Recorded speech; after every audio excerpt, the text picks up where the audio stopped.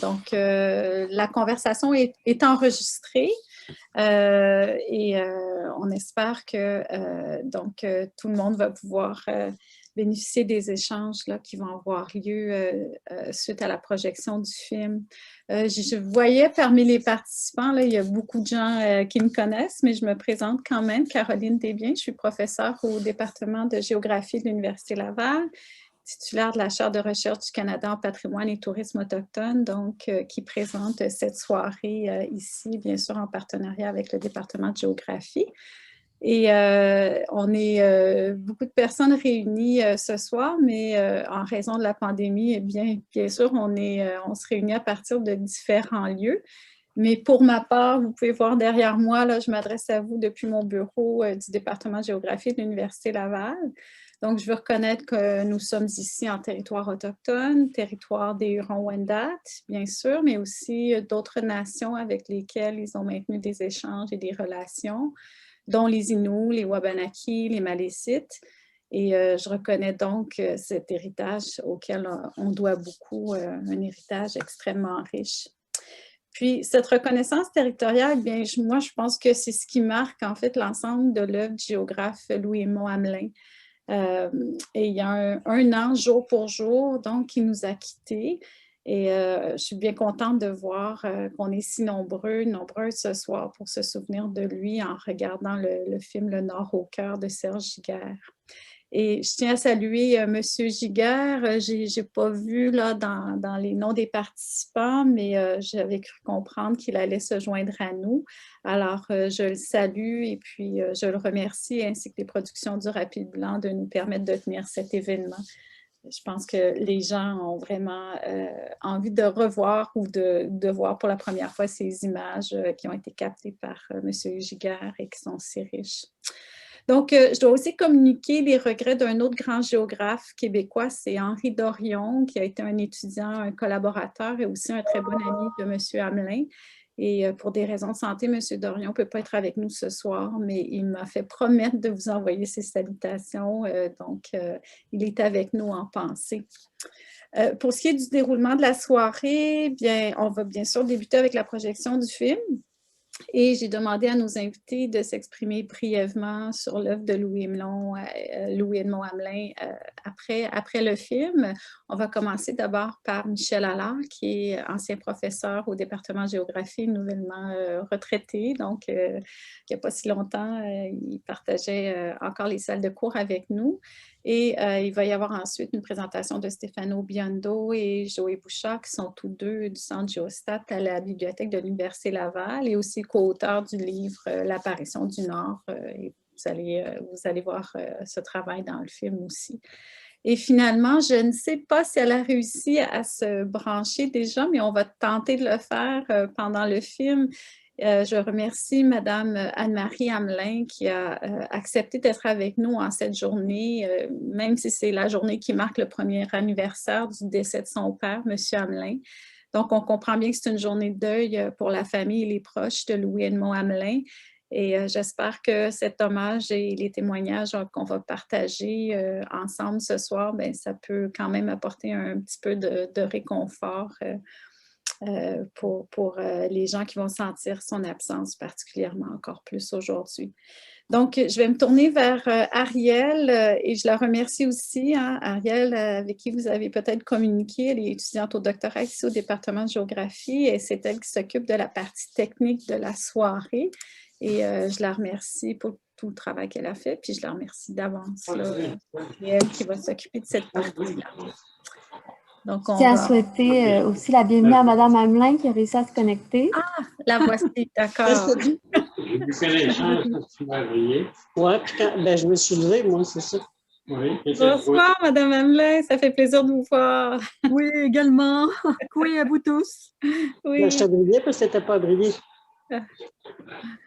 Donc, on va, après la projection du film, on va ramener nos invités pour les échanges. Et aussi, Ariel va vous expliquer si vous voulez partager des questions. Aussi, Ariel va s'occuper de faire les échanges. Donc, je vous partage le film tout de suite. Si possible, je demanderais à tout le monde de fermer les caméras et les micros parce que on a fait beaucoup d'efforts pour que ça fonctionne bien, mais c'est sûr que la qualité du vidéo peut être affectée par les caméras des personnes. Bon film. Merci. Bon film. Oups. Donc, je m'excuse, il semblerait que les crédits ont été coupés. On a arrêté le film de manière un petit peu abrupte et je m'en excuse, mais ça nous laissera un peu plus de temps pour la discussion. J'espère que vous avez apprécié ces images. C'est bien sûr, on voit plein de gens qui sont marquants pour le Québec, là, qui sont à l'écran, les aînés, Oum Chouanipi, Ghislain Picard. Et je salue ici Michel Audette et Serge Achini qui se sont joints à nous et c'est un grand plaisir de les avoir avec nous. Alors, on va pouvoir passer à la partie témoignage. Et puis, j'espère qu'on va pouvoir échanger ensemble, malgré que le format ne soit pas idéal. J'aimerais bien qu'on puisse échanger, partager ensemble donc sur le parcours de ce géographe, mais sur toutes les questions très importantes qui sont soulignées ici dans le film. J'ai demandé aux personnes qui vont prendre la parole une tâche très, très ingrate, hein, étant donné le format Zoom, c'est pas très facile. On ne veut pas prolonger notre rencontre. Donc, j'ai demandé à tout le monde de nous décrire en quelques minutes seulement donc une caractéristique des travaux et de l'approche de M. Hamelin qui a le plus marqué votre regard sur la géographie et la cartographie, donc dans le cas de Stéphano et aussi Joé. Mais je vais débuter peut-être par quelques mots moi-même. Je voulais reconnaître qu'il y a deux aspects du parcours de M. Hamelin qui, je crois, ont été très, très importants pour moi-même et aussi pour la géographie au Québec. Je ne voulais pas passer sous silence le fait que M. Hamelin est vraiment à la base de la discipline qui a pris son envol dans les années 50 au Québec, ici au département de géographie. Il a participé à la création, il a été directeur aussi des cahiers de géographie du Québec. Il a contribué à fonder le département de géographie de l'Université Laval, et dont le Centre d'études nordiques, qui était à l'origine un maillon central et qui est un centre de recherche. Et il y a des collègues ici qui sont avec nous ce soir, donc qui en font partie, dont Michel Allard et d'autres collègues qui sont avec nous. Il y a aussi à l'Université Laval le Sierra et plus récemment la création de l'Institut nordique du Québec qui s'inscrivent donc dans cette pensée nordique et cette pensée qui continue de s'enrichir et en particulier grâce à nos collègues autochtones qui participent de plus en plus à nos travaux et avec qui on essaie de continuer à construire cet univers où vraiment il y a une rencontre des idées, une rencontre des concepts aussi et des pratiques du Nord. Donc, pour ce qui est des aspects intellectuels, je veux mentionner que pour moi, M. Hamelin, c'est vraiment sa manière de penser la géographie qui a eu le plus d'impact pour moi. Je pense qu'on le voit très bien dans le film quand on voit son action au gouvernement, son implication politique, on voit que ça a été vraiment un acteur de la Révolution tranquille, mais à mon sens, il porte cette Révolution tranquille d'une façon bien à lui. Ce que je retrouve dans son œuvre, c'est que l'affirmation d'une culture se fait toujours en dialogue avec les autres, hein, et il faut toujours renouveler ce dialogue-là. Et en bon géographe, je pense que ce que je retiens, c'est que c'est souvent le territoire qui permet justement le renouvellement de ce dialogue, la rencontre, puis la médiation. Alors moi, dans ma pratique de géographe, ce que j'ai retrouvé, c'est que dans l'œuvre de M. Hamelin, il n'y a pas tant une géographie de l'enracinement, donc qui mènerait à un repli sur soi, là, sur sa propre culture, mais bien, je dirais, une géographie de l'approfondissement de ce que c'est que d'être humain dans un endroit donné. Donc, bien comprendre où nous sommes, hein, et bien sûr, bien comprendre où nous sommes au Québec, ben, ça veut dire bien comprendre réellement la profondeur autochtone du territoire. Et on voyait dans le film de M. Giguère, Anne-Marie André, quand elle s'exprime et elle démontre qu'on est dans une pensée carrée, elle démontre à quel point la pensée Innu, c'est une pensée circulaire. Et l'héritage de M. Hamelin nous a aidé à faire un bout de chemin pour défaire cette pensée carrée, mais je tiens à le redire, il reste encore un grand bout de chemin à faire dans notre université, dans notre département, dans nos centres de recherche. Et heureusement, ben, nos collègues autochtones acceptent de le faire avec nous. Alors, on a un vocabulaire, on a des termes qui nous ont été légués par M. Hamelin, on a toute une démarche. Et cette démarche-là, je crois, continue avec nos collègues autochtones. Et alors, le travail, vraiment, je pense, ne fait que commencer. C'est à la fois un grand travail qui peut paraître paralysant, mais qui est aussi vivifiant. Donc, c'est un plaisir d'y prendre part. Je vais laisser la parole donc à nos invités. On va commencer par Michel Allard, mais je vais laisser Ariel Frenette prendre les commandes des aspects techniques, donc pour passer la parole d'une personne à l'autre. Alors, Ariel, oui, c'est Michel. Donc, Michel Allard est professeur au département de géographie, mais retraité depuis à peine quelques mois, et grand géographe nordique, et en particulier pour ses travaux sur le pergélisol. Donc, Michel, la parole est à toi. Merci beaucoup. Bonsoir tout le monde. Je suis vraiment à la fois intimidé et honoré de pouvoir vous parler puis de témoigner. Moi, mes souvenirs, je vais plutôt me baser sur mes souvenirs et je vais remonter au temps où j'étais étudiant de premier cycle. Dans ce temps-là, on appelait ça, on faisait une licence en géographie. Je suis rentré à Laval en 68. Et M. Hamelin, c'était une des raisons, le Nord, le centre de la presse. Je savais qu'il existait un centre d'études nordiques. D'abord, nordique, pour moi, c'était déjà naturel parce que le mot, la nordicité, ça avait déjà été créé par lui, mais j'ignorais que ça venait de lui à l'origine.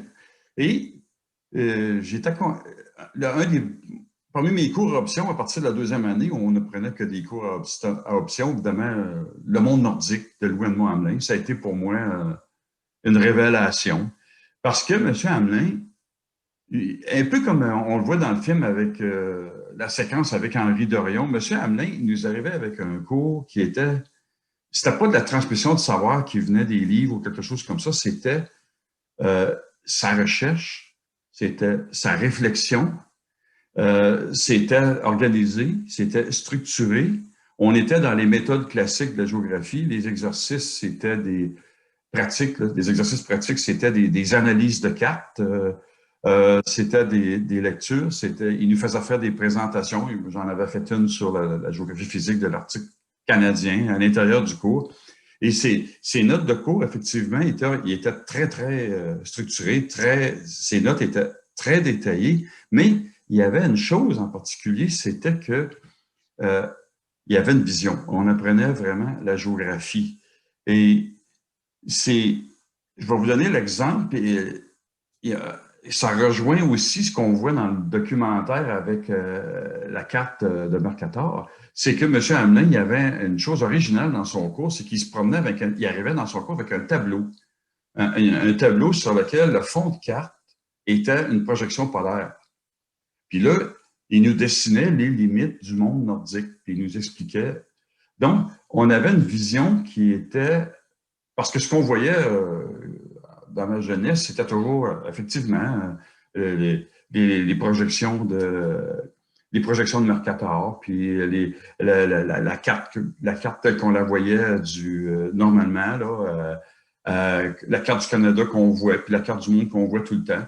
Et là, on voyait le monde sous un angle différent. Et ça, puis en plus, ben, il avait déjà réfléchi.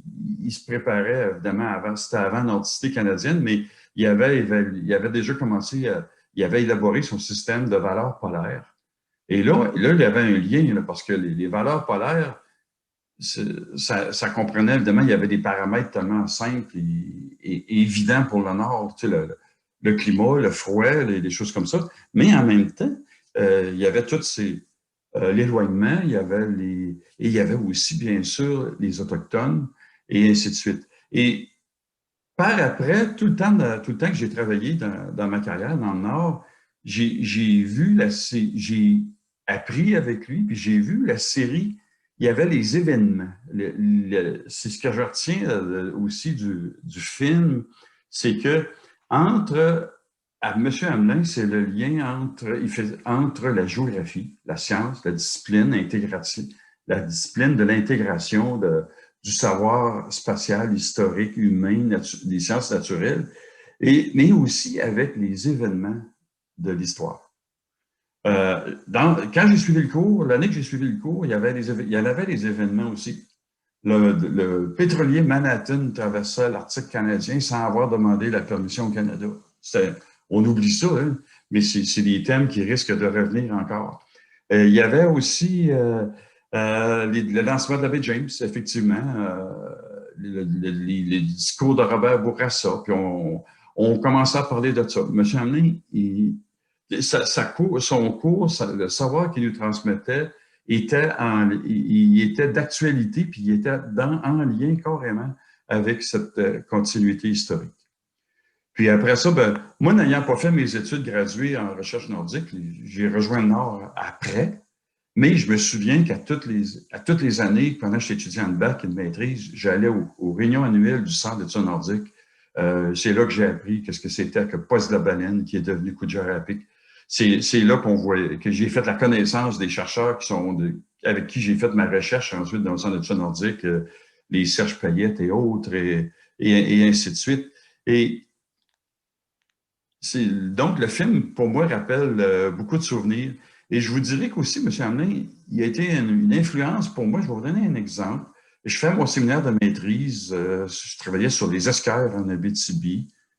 Il rentre dans le laboratoire de géographie physique. J'étais seul étudiant de géomorphologie en 1973 à la maîtrise dans ce grand laboratoire. D'ailleurs, le département se demandait qu'est-ce qu'il allait faire avec la géomorphologie à l'époque. Puis il m'arrive avec un petit rapport, une publication. Il dit, j'ai fait ça il y a quelques années. C'était sur la colline glaciaire, une butte de dépôt fluvio-glaciaire en Abitibi, qui en fait, c'était un delta d'esquerre. Et à partir de ce moment-là, ce contact personnel que j'avais eu avec M. Hamelin a toujours été, je ne l'ai jamais oublié, ça a toujours été un début d'une suite d'inspiration pour moi. Et quand j'ai commencé à travailler dans le Nord, je me suis intéressé au projet ça. Le premier livre que j'ai été lire, ça a été Le périglaciaire par l'image, Hamelin et Cook. Je vais aux presses de l'Université Laval, il ne trouvait plus ses tablettes, il fouille dans la réserve en arrière, il dit, Monsieur Allard, on vous vend notre dernier. Ça fait que je l'ai encore en souvenir. Et donc, pour moi, c'est le film, c'est vraiment le lien. Et j'ai vu aussi des gens là-dedans que j'ai connus, que j'ai fréquentés. Jérôme Saint-Onge, qui est au Michouanipi, j'ai eu la chance de le rencontrer ailleurs en travaillant pour les richesses naturelles, Camille Lavardière et compagnie. Et l'inspiration que M. Hamelin a donnée à tout ce monde-là, puis qu'ils soient des géographes, des géomorphologues très techniques comme moi, ou des gens qui ont fait beaucoup de poésie, comme Louis Edmond ou comme Jean Désy. Louis Edmond Hamelin a été vraiment une personne inspirante pour tout ce monde-là. Voilà, j'arrête là. Merci beaucoup, Michel. Et merci, je suis encore une fois désolée pour la nature ingrate de ce témoignage que je vous demande. C'est très court, mais ça donne une petite impression de nos échanges avec M. Hamelin. Et on a partagé beaucoup de choses au département et Michel, qui était là depuis la première heure, encore plus. Donc, je reconnais qu'il y aurait eu beaucoup de choses à noter. On va passer maintenant à Stefano Biondo et à Joël Bouchard, qu'on a vu un peu plus jeunes dans le film, n'est-ce pas? Qui ont travaillé de près avec M. Hamelin pour produire ce très beau livre sur la carte de Mercator. Alors, merci d'avoir accepté d'être avec nous ce soir pour nous en parler un petit peu. Merci. Tout d'abord, bonsoir à tous. Puis, je tiens à remercier chaleureusement Caroline là, pour cette belle initiative, de cet hommage, mais aussi de nous avoir invités, Joël et moi, et nous avoir accordé un peu de temps pour pouvoir rendre hommage à M. Hamelin. Alors, pour tenter de respecter le temps, j'ai préparé un petit texte. Puis, je vais essayer de m'en tenir à ça. Là. Alors, je dirais, au-delà de ce grain intellectuel, linguiste et scientifique, M. Hamelin, puis on l'a vu dans le film, je crois, c'est un homme qui est très généreux et très, très attachant. Puis, on a eu la chance de le côtoyer pendant près de 3 ans.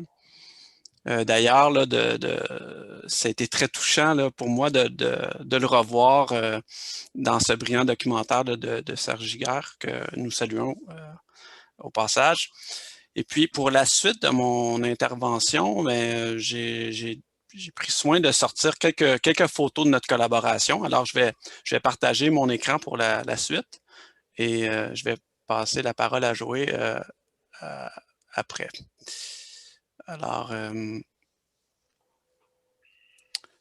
le tournage tirait à sa fin en 2010, soit au moment même où commençait notre aventure mercatorienne avec M. Hamelin.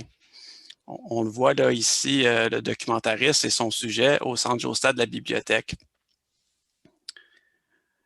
Cette aventure mercatorienne, c'était le projet de coécriture d'un livre analysant sur tous ses angles la fameuse planche polaire de 1595 de Mercator, et ce, avec le grand spécialiste du Nord. Ce fut sans aucun doute l'entreprise, je dirais, la plus stimulante et la plus exaltante de notre carrière. Nous avions formé un comité que M. Hamelin avait baptisé BBH pour Biondo, Bouchard, Hamelin. Et pendant plus de 2 ans, nous avons tenu des séances de travail à la bibliothèque. Mais c'était aussi, je dirais, l'occasion de partager de bons moments lors des dîners où M. Hamelin nous racontait des anecdotes, les gens qu'il avait rencontrés, comment il avait développé son amour pour le Nord. C'était aussi, comme je l'ai dit, il était très généreux. Nous avons eu également la chance d'avoir des séances de travail aux archives, chez lui, dans son bureau, puis même jusque dans son sous-sol. Je m'excuse, Stefano, je pense que le partage d'écran ne fonctionne pas. Ah! Je vais essayer de... Ah, il fallait me le dire. Okay. Est-ce que là, ça fonctionne? Ah, c'est dommage, ça. Attendez. Je suis vraiment désolée. On peut revenir en arrière. Bien sûr, bien sûr.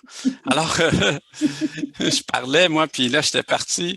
Donc, c'est la première photo que je voulais montrer, c'est celle avec Serge Giguère puis M. Hamelin.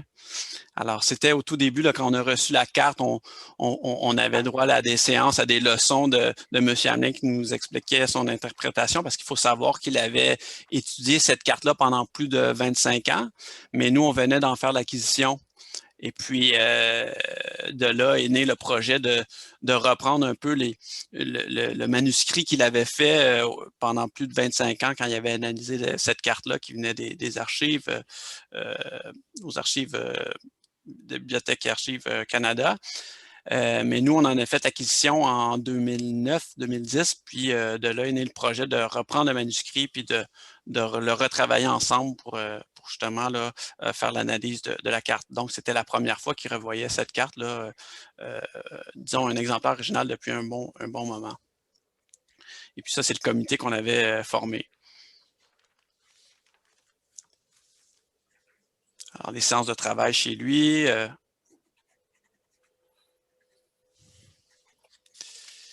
Alors, pour finalement accoucher justement en 2013 de l'apparition du Nord selon Gérard Mercator.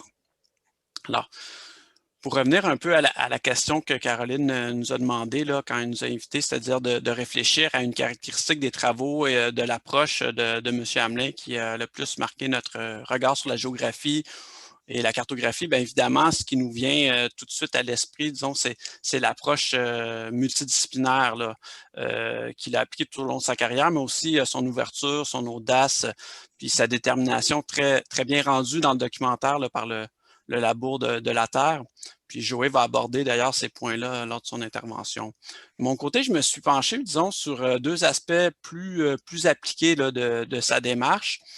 Le premier, c'est la méthode Hamelin, comme on l'a décrit dans le documentaire. Une méthode simple, mais tellement efficace. Un bout de papier d'une main, puis un crayon de l'autre. Bon, ici, on peut voir le bout de crayon là, dans une main. De l'autre, il n'y a pas de papier, mais je peux vous dire que des papiers, il y en avait et on en a vu beaucoup chez lui. Et puis, je dirais que même cette méthode-là, là, en 2021, je crois qu'elle demeure encore plus efficace que le téléphone intelligent. Ça me rappelle, pendant mes camps de terrain, là, pendant mes études en géographie, à ce moment-là, on avait tous un carnet puis un crayon de plomb pour colliger les observations qu'on faisait du terrain. Sauf qu'une fois que le camp de terrain était terminé, on rangeait le carnet. Mais pour M. Hamelin, j'ai l'impression que sa vie fut un camp de terrain perpétuel. C'était un homme de terrain tous les jours, puis on a même pu voir toutes les nuits. Je crois que cette méthode-là là, devrait être enseignée tout simplement à chaque étudiant. Puis même, je me disais que le documentaire qu'on a vu devrait être un visionnement obligatoire pour tous les étudiants du baccalauréat en géographie. Je pense qu'on devrait commencer le bac avec le visionnement de ce documentaire. Le deuxième aspect, encore une fois très appliqué, c'est le système de classement qu'il a élaboré, qui permet de s'y retrouver parmi toutes ses notes, mais aussi parmi tous ses clichés.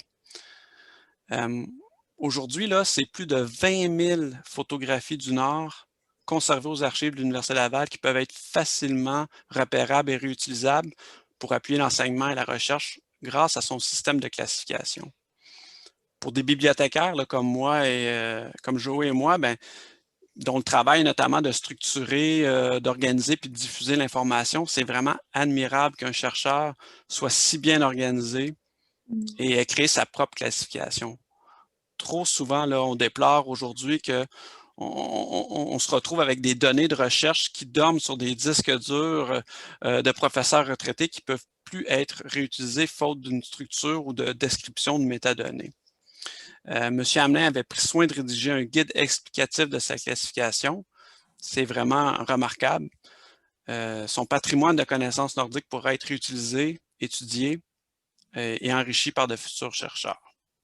Alors, je m'arrête ici. Je vais laisser maintenant la parole à mon collègue et ami, Joé Bouchard. Merci, Stéphano. Vous m'entendez bien? Oui. Alors, je me suis bien demandé de quelle façon prendre la parole pour rendre hommage à M. Hamelin. Ce n'est pas un petit détail pour moi, et je remercie d'ailleurs Caroline de me permettre de livrer ce témoignage. M. Hamelin est certainement la personne qui, et je sais que je ne suis pas le seul dans cette situation, m'a le plus marqué intellectuellement, tant par ses idées nordistes que par sa démarche d'auteur.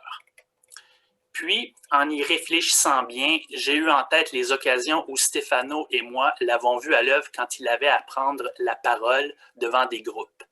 Il se préparait scrupuleusement, ne laissait rien au hasard, rédigeait à l'avance ses interventions, les annotait, les révisait, en faisait des versions améliorées, partageait même parfois certaines de ses interrogations avec nous. C'était un vrai privilège de le voir ainsi travailler.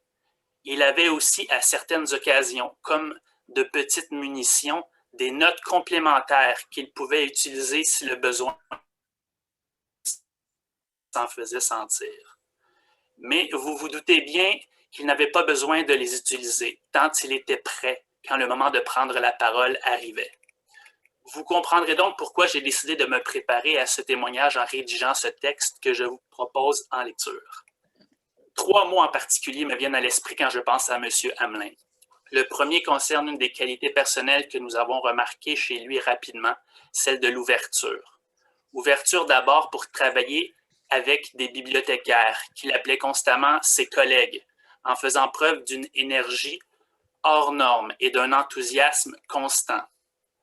Dans ce contexte, il nous a invités à le suivre, et ce n'était pas toujours facile, dans ses réflexions très riches qui naissaient de la consultation d'un seul et même document, la carte polaire de Mercator.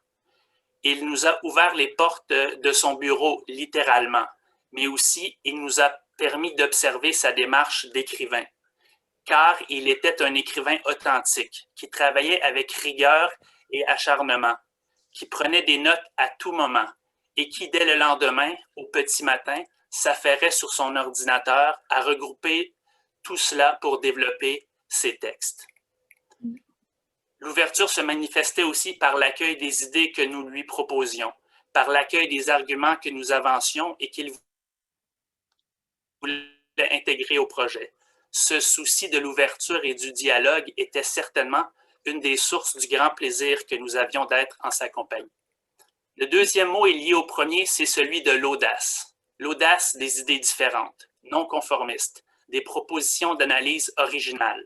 L'audace de proposer, par exemple, qu'un cours d'eau représenté à l'extrémité nord du continent américain par un cartographe flamand dans les années 1590 n'était autre que le fleuve Mackenzie, le plus grand cours d'eau canadien qui fut pourtant officiellement découvert près de 200 ans plus tard par un certain Alexander. Cette hypothèse hardie, comme il avait coutume de dire, a entraîné son lot de remises en question, et elle n'est pas encore admise de tous. Pourtant, les analyses effectuées avec les systèmes d'information géographique par Stefano ont révélé sa justesse. Ce n'est qu'un petit exemple relié à un projet que nous avions en commun, car les marques d'audace abondent tout au long de sa carrière, que l'on évoque l'idée de créer un centre d'études nordiques à vocation multidisciplinaire en 1961, ou la proposition du concept d'associationnisme, qui doit permettre aux Autochtones et non-Autochtones de mieux se comprendre et de trouver un terrain d'entente. Doit-on insister sur le fait que les idées de M. Hamelin restent sans conteste d'actualité? Pour M. Hamelin, il ne suffisait pas d'avancer des idées neuves, il fallait savoir les assumer, être en mesure de bien les défendre. Il fallait s'attendre à de l'opposition, c'était en quelque sorte normal. Il avait vécu cela tout au long de sa carrière, il savait de quoi il parlait. Et il nous a dit à plus d'une reprise, il faut savoir se tenir debout quand le vent se lève. Enfin, le troisième mot qui me vient en tête est perspective au pluriel. Il avait une étendue de savoir qui dépassait la géographie physique et la géographie humaine, et aussi une connaissance approfondie de différentes époques qu'il mettait naturellement à profit dans son travail. Perspective avec un S également, parce qu'il croyait profondément que c'est à partir d'un regard sur le territoire qui regroupait les disciplines et qui incluait les savoirs autochtones que l'on pouvait appréhender le Nord dans sa complexité.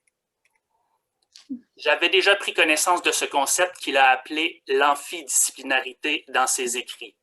Mais à travers la réalisation de l'apparition du Nord en compagnie de Stefano, j'ai pu l'expérimenter et voir que ce n'était pas seulement une théorie. Il nous a invités à inclure très concrètement dans notre analyse et avec tout ce que cela pouvait représenter de défis en termes de recherche documentaire, une multitude de points de vue reliés à différents domaines. L'histoire, la théologie, la linguistique, les études autochtones, la géologie, afin de déchiffrer une représentation du Nord.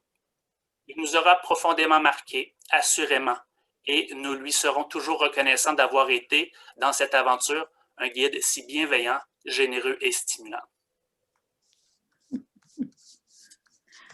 Merci, merci beaucoup Stefano et on pourrait, on va applaudir virtuellement Stefano et Joé. On voit bien à quel point cette expérience de travail avec M. Hamelin a laissé des traces pour votre parcours aussi. Et ça me rappelle, je voulais souligner, on voit bien dans le film, et vous l'avez souligné, l'importance du petit crayon et du petit calepin. Et je me souviens d'une rencontre autour du plan Nord, il y a bien sûr quelques années, où M. Hamlin avait dit, en somme, on manque d'idées pour le Nord. Et quand je vois toujours ce petit crayon et ce petit calepin, je me dis c'est fabuleux qu'il ait pu avoir tant d'idées avec ces deux outils, alors qu'on multiplie les plateformes, on multiplie les moyens. Donc, c'était aussi un des éléments tellement remarquables de M. Hamlin, d'avoir structuré sa pensée, papier-crayon comme ça, et ensuite les autres outils, c'est aussi un élément fort remarquable. Avant de laisser la parole à Madame Hamlin, j'aimerais bien passer la parole à Serge Hachini et Michel Audette qu'on a vu apparaître à l'écran. Je suis très, très heureuse qu'ils aient pu se joindre à nous pour la soirée. Serge Hachini a une formation en géographie et il organise depuis plusieurs années ces magnifiques séminaires au Mouchouanipi où on voit bien sûr M. Hamlin entouré de beaucoup de personnes qui ont un lien culturel très, très fort avec ce et il y a Michel aussi et son chien qu'on adore. Michel Audette, qui est conseillère principale en matière de réconciliation et d'éducation autochtone à l'Université Laval. C'est un plaisir de pouvoir travailler avec elle au cours de la dernière année.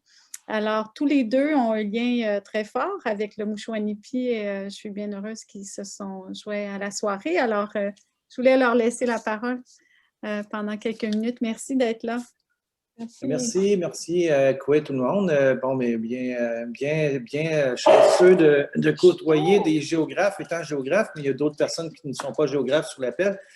Koué, Serge, M. Giguère, content de savoir que vous êtes dans cet appel-là. Ça fait longtemps qu'on ne s'est pas parlé. Koué Anne-Marie, puis Koué Yves. Donc, vous savez, j'ai manqué le début du film, puis il faut que je me rappelle un peu, mais on voit des photos de la Rivière-Georges dans les années 75-80, le pays de la terre sans arbre, le Mouchouanipi, de Pierre Perrault. Puis moi, ça m'a inspiré ma présence à la Rivière-Georges. Et ça donne que dans ce film-là, il y a mon grand-père, ma grand-mère, mes grands-parents et nous. Puis on les voit un peu. Puis ça donne que de ton côté aussi, ton père, ton grand-père est là. Donc, on était prédestinés d'être des amoureux. Ben oui, attends. Moi, cet homme, M. Hamlin, j'ai eu bien du plaisir à l'accueillir avec notre groupe là-bas parce qu'il nous a dit qu'il nous léguait un genre de testament du Nord, disons ça comme ça. Il nous a parlé là beaucoup, on l'a écouté beaucoup à la Rivière, puis c'était très apprécié qu'il soit avec nous dans la dernière partie de sa vie. Puis on a été très émus. Ma mère Elisabeth, le mentionne là, ouvertement, là, elle l'aime beaucoup, elle l'aime encore, même s'il est parti au pays des caribous. Puis on a eu une grande occasion de l'avoir, je pense. Si je me trompe, Anne-Marie, c'était peut-être son dernier voyage en territoire. Pour nous, on n'appelle pas ça le nord du Québec, on appelle ça le Nitassinan. Pour d'autres, ils appelleraient ça peut-être le nord, le Nunavik. D'autres groupes appelleraient ça Eyu et Hichi. Donc, c'est important pour moi d'avoir pu avoir cette chance d'accueillir M. Hamlin avec là-bas. Puis c'est un chic type. C'est deux géographes qui se rencontraient là-bas. Là. Donc, on a eu des belles petites discussions. On s'est collés ensemble. On a eu une belle complicité. C'est ça, je me souviendrai toujours de cet homme-là là, à la Rivière avec nous là-bas. Donc, c'est un peu ce que je voulais vous mentionner. Puis merci, Caroline, d'avoir organisé ça. Tu es venue aussi à la Rivière, donc tu connais. Là, donc, tu connais cet endroit-là qui est très, très, très important pour les Inuits. Donc, je voulais que vous exprimez ça. Oui, qu'est-ce que tu as dit pour regarder ni pour regarder Anne-Marie, Marguerite, Mochonatem, Yves, merci beaucoup, Caroline, de nous sortir de d'autres Zooms pour venir nous rappeler comment, même si nos vies sont virtuelles, notre culture vue par des yeux de Québécois et de Québécoises. Et pour Michel qui a mentionné Jérôme tout à l'heure, ben Shalom, c'est mon grand-père, c'est mon chum. Alors, c'est plus la petite fille de Shalom qui va faire quelques mots là, avec vous. Et aussi la fille d'Evelyne, Evelyne Saint-Onge, que vous avez vue là, à quelques reprises, et Anne-Marie, ma tante. Ce sont des femmes dans lesquelles elles m'ont appris à ne pas aimer tout ce qui était historien, anthropologue, géologue, géographe, tout ça. Il ne fallait pas les aimer parce qu'ils nous mesuraient, pesaient, prenaient des données, puis après ça, ils disparaissaient. Mais plus tard, ma mère, avec son apprentissage à l'alliance, la collaboration et mieux se connaître, a réalisé comment M. Savard, Pierre Désy, M. Hamelin et bien d'autres gens qui sont partis dans le monde du caribou ou des caribous vont avoir aidé à mieux créer cet espace-là du dialogue. On est dans une génération maintenant où les Autochtones veulent leur place. Les Inuits, les premiers peuples, veulent prendre leur place. Et je me dis, avec les savoirs qui ont été partagés entre Québécois, ça passe mieux. Bien ça, moi, je rends hommage à Serge Bouchard, à bien d'autres gens là, qui le font encore aujourd'hui, et comme ton père, là, Anne-Marie.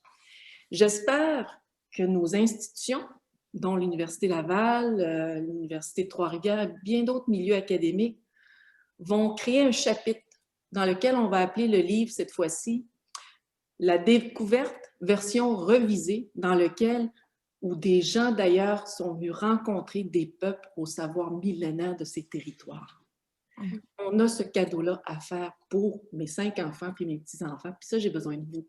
Alors, merci, Anne-Marie, de continuer à amener là, le savoir de ton père qui va vibrer pendant longtemps.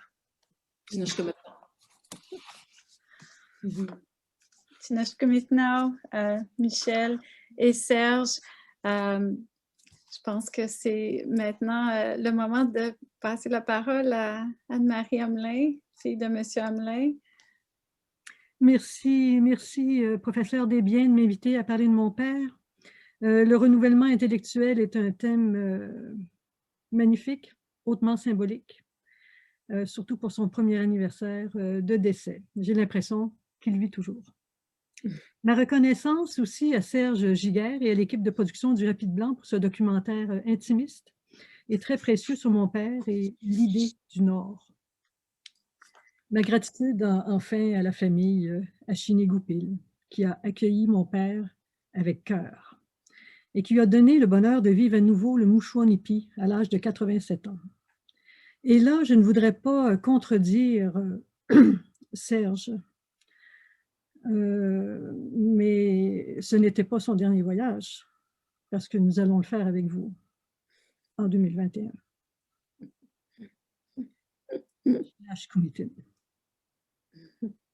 Alors, suite à la question du professeur Desbiens, j'ai tenté d'identifier les éléments qui se rapportent au renouvellement de la pensée de mon père. Alors, au processus, des éléments et le processus. Mais dans le fond, avec tout ce que j'ai entendu, je ne sais plus si j'ai besoin de faire ma présentation parce que beaucoup de choses ont été nommées. Mais tout de même, j'ai tenté, je vais tenter une explication synoptique pour reprendre un mot aimé de mon père. Premièrement, sa créativité s'enracine dans des idéaux élevés. Le désir d'évolution, le désir de créer plus d'harmonie, plus de justice. Et aussi dans sa vision du monde. Et là, c'est une interprétation que je fais, peut-être qu'il ne dirait pas ça de la même manière, mais ce que je comprends de lui, c'est que pour lui, le réel est pluriel et que les choses sont intimement liées, sont interdépendantes. Alors voilà, comment entrer en matière. J'ai identifié 2 blocs de caractéristiques. Et moi, vous allez voir, j'ai aussi mon crayon. J'ai identifié 2 blocs de caractéristiques qui nous éclairent sur sa créativité. Le premier bloc est constitué de 3 caractéristiques que je dirais motrices. puisqu'elles ont soutenu la puissance de la production intellective et la capacité de création de mon père. Il s'agit de l'énergie, vous l'avez soulevé, la hardiesse et la détermination qui a été soulevée également. Alors, l'énergie s'est manifestée par une curiosité intellectuelle insatiable et une culture encyclopédique conséquente. Et de plus, comme on l'a mentionné, il se mettait délibérément en situation d'apprentissage et de renouveau. Et tout ça, ça a donné lieu, évidemment, à un grand enthousiasme, à une âme chargée de rêves et d'idéal. Il a pu développer un sens aigu de l'observation, développer la disponibilité, la souplesse, l'ouverture de l'esprit. Chaque activité, contact et déplacement était une occasion d'expérience enrichie qui faisait place à des questionnements émergents, donc des nouvelles questions tout le temps qu'il entretenait. La hardiesse s'est reflétée, qui est le deuxième trait de ce bloc, s'est reflété dans sa carrière intellectuelle hors du commun, en fait hors des sentiers battus. Il a montré un goût du risque, une témérité. Il a montré sa capacité à poser les questions autrement. On a fait référence tantôt à l'audacité dans ses échanges avec des collègues de diverses disciplines. Il n'était pas dans la complaisance, papa.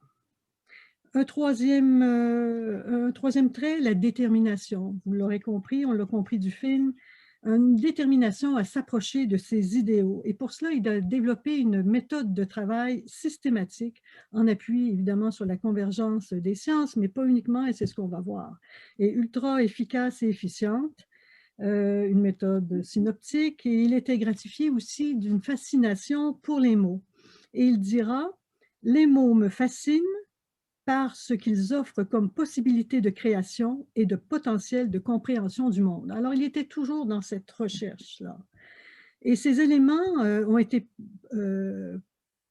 ça a fourni des éléments propices à la créativité, de multiples éléments qui s'inscrivaient dans les opérations mentales de compréhension, de conception, de théorisation, d'anticipation des problèmes, de priorisation et de prévention des problèmes, et de priorisation des problèmes et des opérations mentales aussi, bien sûr, de néologie.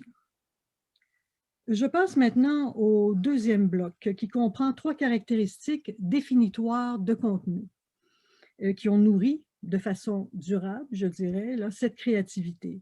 Et je nomme la cohérence, une vision globale et transdisciplinaire et une démarche singulière d'appréhension du monde.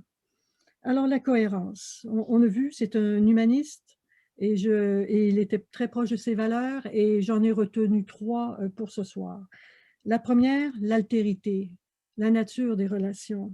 Et il préconisait, comme il a été souligné, l'approche dialogique, la conciliation de 3 principes avec l'interlocuteur, la liberté, l'égalité et la fraternité. Ça, c'est sans doute un clin d'œil à ma mère. Également, un corpus d'idées orienté vers des objectifs collectifs, ce dont on a bien besoin de nos jours, et qui s'appuyait sur sa conscience de l'autre et sa volonté d'avancement interculturel des nations.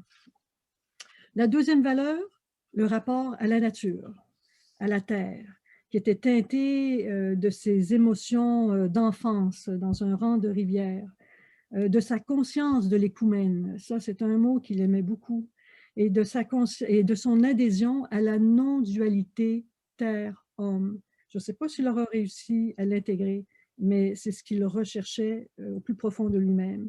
Et c'est ainsi qu'il s'est intéressé à la place de plein pied à accorder à l'homme dans l'environnement. La nature a été aussi pour lui un lieu de ressourcement. Une troisième valeur que je veux souligner, le mobilisme. La capacité de passer d'une sphère à l'autre, d'un sujet à l'autre, d'une discipline à l'autre, d'un outil à l'autre, d'un terme à l'autre, d'une langue à l'autre, dans un horizon de continuité. Un deuxième trait de ce deuxième bloc, la vision globale et transdisciplinaire. Sa vitalité intellectuelle s'exprimait par la recherche d'une vue générale. Il se dit d'ailleurs généraliste dans le film, d'un énoncé global. Il était toujours à la recherche du IT, comme dans Nordicité. Et pour ce faire, évidemment, il ne pouvait pas ignorer le patrimoine immatériel.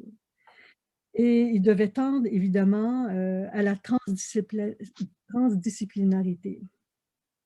Alors, les éléments propices à la créativité, ils sont quasiment à l'infini en rapport avec cette vision.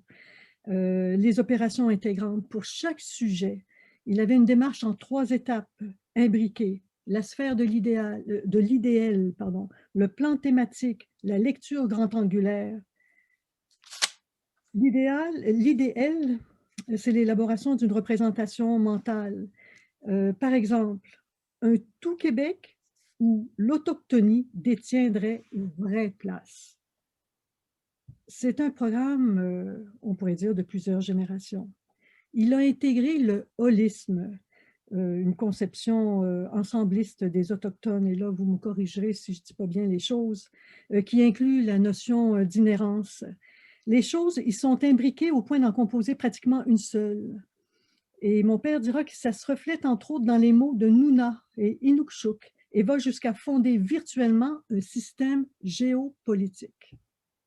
Alors, dans cet esprit-là, il a développé l'idée de conjointivité qui fait intervenir les liens entre la nature et l'homme, qui fait intervenir des échanges interculturels. Et c'est pour ça qu'il s'est intéressé au mode de pensée des non-autochtones et des autochtones.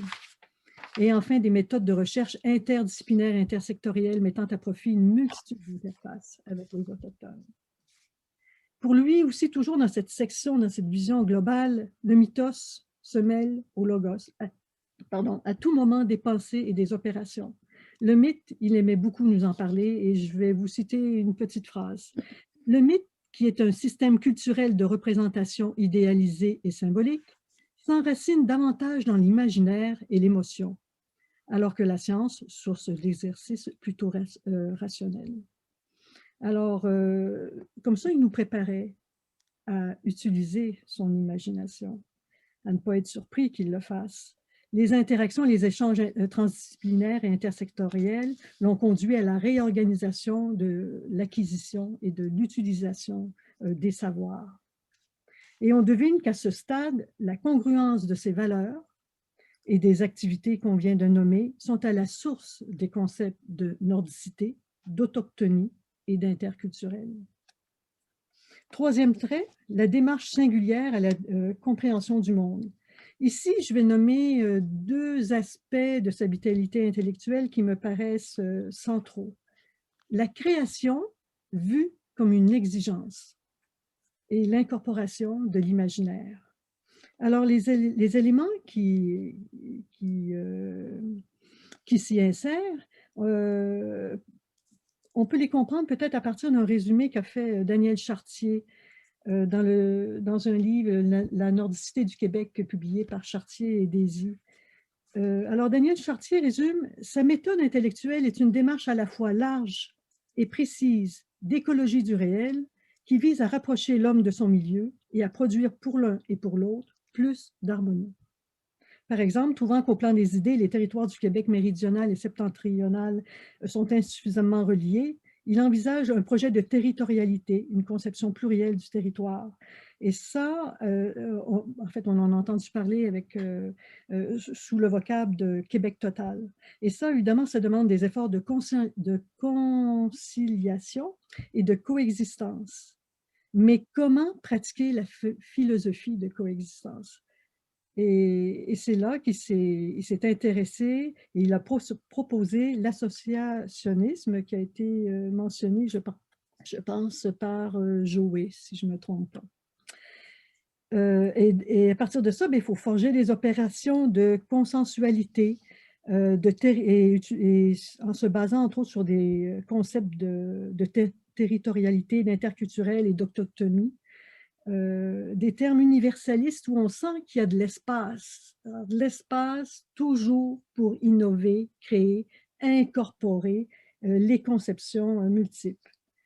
Il cherchait toujours les mots pour exprimer ce qu'il entrevoyait. Les notions et les mots, il dira, et leurs mots servant d'étendard permettent d'identifier des perspectives universelles dépassant par définition le cadre limité d'une recherche spécifique.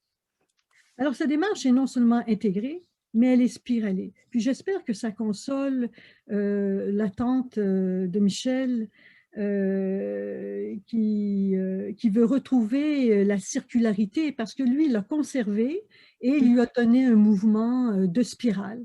Alors, voyez-vous, tout est attaché, tout est uni.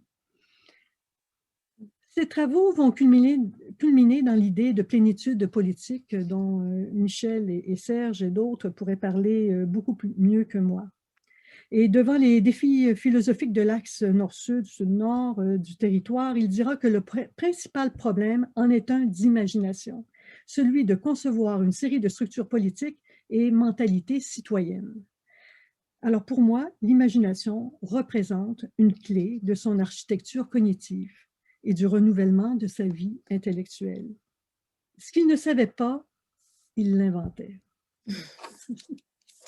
Il faisait ça à partir de sa conscience aiguë et de sa compréhension de l'écoumène, de sa capacité à considérer le mythos et le logos, de ses multiples observations à noter, de ses réflexions ensemblistes, de son intuition stratégique, ce que mon père appelait ses aventures nocturnes ou ses aventures de nuit, il disait dans le film. Et à partir de ses rêves éclairés aussi par l'anticipation de ce qui pourrait se produire. Il voyait toujours loin, à l'horizon. Et ce qui manquait, il le créait. Alors, il créait des outils de mesure, une échelle de classification, une grille structurante. Vous les connaissez, ces modèles. Et même un centre de recherche. Alors, pour conclure sur le renouvellement de sa pensée, une clé majeure de sa créativité réside dans le travail, intellectuel, bien sûr. Le noyau de ses activités créatives se situe probablement dans la connexion de la science, de la culture et de l'imaginaire, plus spécifiquement dans le flux organisé de son imagination, prenant appui sur un socle de connaissances vaste et intégré, et cela dans un but déterminé, plus d'harmonie, plus de justice et d'avancement interculturel des nations. En somme, c'est l'histoire d'un homme très organisé, traversé par la cohérence, qui parvient à l'intégration. Par une démarche intellective d'intégration à la fois institutionnelle, linguistique et conceptuelle, il a contribué à la compréhension du monde nordique et à sa valorisation avec le concours des Autochtones. J'aime penser que c'est la combinaison de traits de personnalité particuliers comprenant entre autres des traits s'apparentant à ceux des Autochtones, et je nomme le rapport à la nature, la conscience du milieu, le holisme et l'adhésion à la non-dualité terre-homme qui, conjuguée à l'expression d'une vitalité intellectuelle certaine, lui a permis d'innover.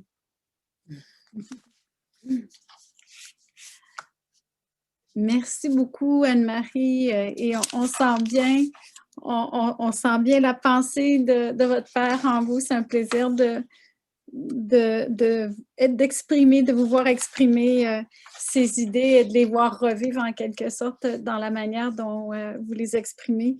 Vous mentionnez un homme très organisé qui... On n'a pas le choix d'être organisé. On n'a pas le choix. Mais moi, ce que j'en retiens, c'est que malgré cette organisation ou avec cette organisation, il parvient au rêve aussi, hein, et il y a une partie de sa pensée et je pense que c'est là aussi qu'on peut concilier d'autres univers et c'est à travers ça, hein, c'est à travers le rêve, rêver ensemble et inventer ensemble et j'espère que on va pouvoir, ici à l'Université Laval, continuer donc cette pensée qui rêve, qui est toujours exprimée de manière très, très belle chez votre père. Ben, merci. Merci pour ce témoignage. Et ben, on avait voulu ouvrir quand même le micro tant que c'est possible dans ce format virtuel, qui est un peu des fois... difficile à manier, mais je remettrai les rênes de tout ça à Ariel pour voir s'il y a des questions, des interventions, des gens qui sont réunis avec nous ce soir, avant qu'on se quitte pour pouvoir chacune rentrer chez nous avant le couvre-feu. Si vous devez le faire, il y en a certains peut-être qui doivent rentrer, s'aventurer dans les rues pour rentrer. Ariel, est-ce qu'on a des questions ou des commentaires, des retours sur ce qui a été évoqué par le film et les personnes qui ont présenté? Il y a eu plusieurs commentaires dans le chat. Je pense qu'on a encore quelques minutes s'il y en a qui voulaient ajouter quelque chose ou poser des questions. Vous pouvez allumer vos caméras aussi maintenant, j'imagine. Oui. On est un peu moins de monde. Ça va faire du bien de se voir. Oui. Effectivement, hein, on peut enfin voir des visages, des visages connus, que ça fait grand plaisir de voir. Oui. C'est ça, s'il y en a qui ont des questions, vous êtes normalement, vous êtes autorisé à enlever le micro, mais on peut peut-être passer par le chat pour que ça soit moins chaotique.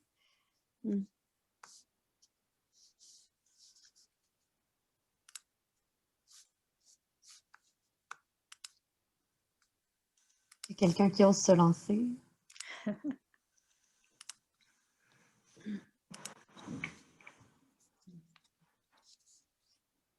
sais pas si M.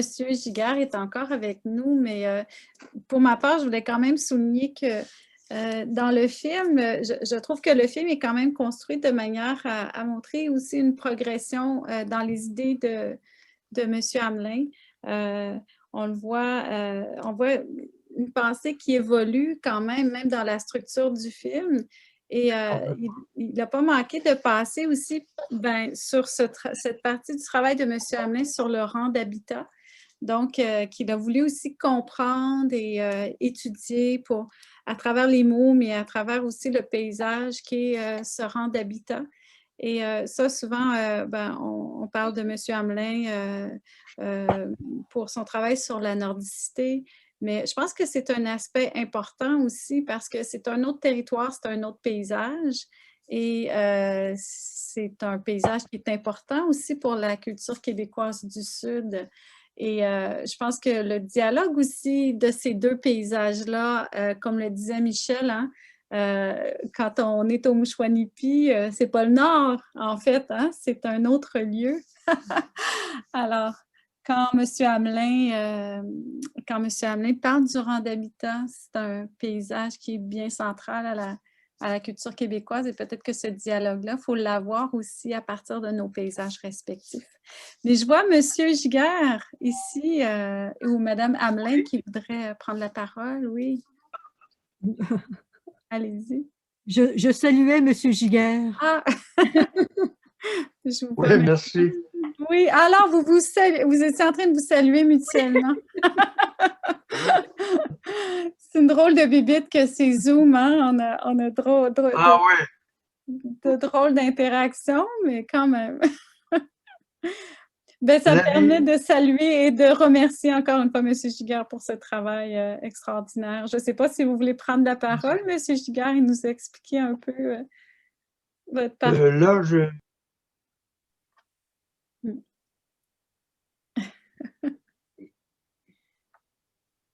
Il n'a pas ouvert son micro. Ah oui, mais comme ça arrive dans tout bon Zoom, hein, une soirée Zoom n'est pas réussie à moins que quelqu'un ne fige à l'écran. Alors, maintenant, c'est arrivé. Alors, on a l'expérience Zoom comme elle se doit. Bon. Est-ce que vous m'entendez, là? Oui, on vous entend.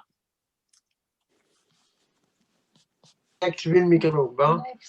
OK, bon. Non, mais je suis très content d'avoir rencontré M. Hamelin. C'est une femme qui est arrivée au bureau qui s'appelait Suzanne Metta. Elle l'avait déjà rencontrée, puis elle dit Serge, je fais des portraits. Là. Elle dit, il me semble que M. Hamelin, ce serait quelqu'un qui pourrait rencontrer. Et puis là, je ne savais pas dans quoi je m'embarquais, hein, parce que ça a duré quelques années. Et puis, franchement, c'était une belle expérience. C'était plein de découvertes pour moi. Puis moi, déjà, j'étais allé un petit peu dans le Nord, là, avec Pierre Perrault comme assistant caméraman sur un film qui s'appelle Le pays de la terre sans arbre en 72, 73, 75, avec les grands-parents à Chigny d'ailleurs, là, entre autres. Et puis, je retournerai là n'importe quand. Et puis, moi, je reste dans un bout de rang, puis me faire raconter ça, là, de toute cette masse de connaissances-là, je ne savais pas quoi choisir à un moment donné. J'ai dit, tiens, on fait le portrait au complet, sa participation, sa géographie humaine, surtout. Alors, non, merci à la vie. Voilà. Merci. Puis avec toute mon équipe aussi, là, voilà. Oh, ben là, on a de la misère, là.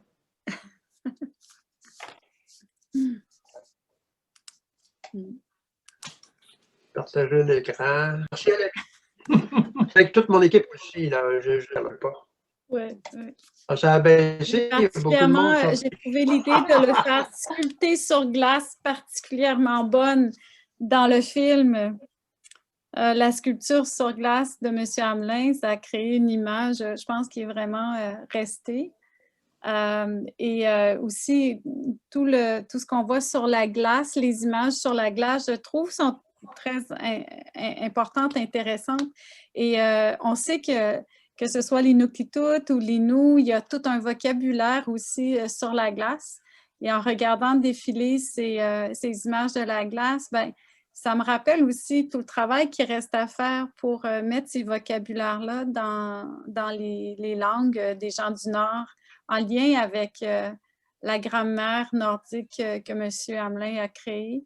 Je pense qu'on multiplierait encore plus les termes ou la finesse de la compréhension qu'on peut avoir de ce paysage-là en avançant plus loin aussi en bon linguiste, il a cherché dans sa langue, dans ses termes, à définir un paysage là, avec le plus de précision possible. Mais ces termes-là aussi sont dans les langues du Nord. Donc, enfin, moi, ce que je conclus, j'avais demandé à Mme Hamelin de nous expliquer un peu ce qui faisait le renouveau de son père.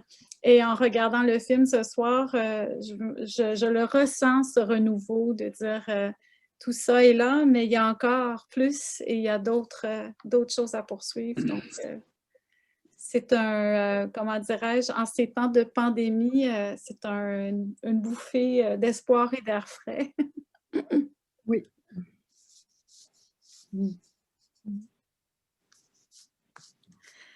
Donc, je regarde et je ne sais pas si d'autres personnes veulent prendre la parole. On avait prévu de finir notre soirée à 19h30 et nous y sommes presque. Alors, je fais un dernier tour des petits carrés pour voir s'il y a Comme dernier tour, j'aimerais vous souligner que c'est la fête de Caroline aujourd'hui.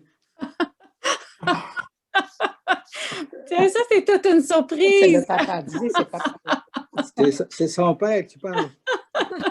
C'est mon père! Ben oui, j'ai dit, si tu veux me voir pour ma fête, il faut que tu viennes assister à la soirée. Bonne fête, Caroline! Effectivement, ben merci. Effectivement, une journée de fête et je ne pouvais pas imaginer une meilleure journée que de faire cet événement pour M. Hamelin. J'étais dans l'avion l'année dernière en route pour la France et quand je suis atterrie, le jour de ma fête, comme ça, quand je suis atterrie, j'ai appris le décès de M. Hamelin. Donc, pour moi, c'était une journée marquante à plein d'égards et je voulais absolument qu'on puisse célébrer son héritage et pour moi, c'est un cadeau de fête.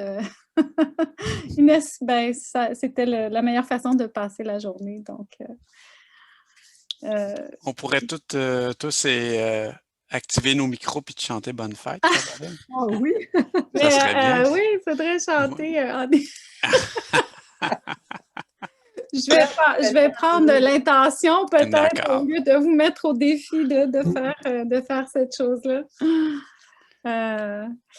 Mais enfin, je remercie.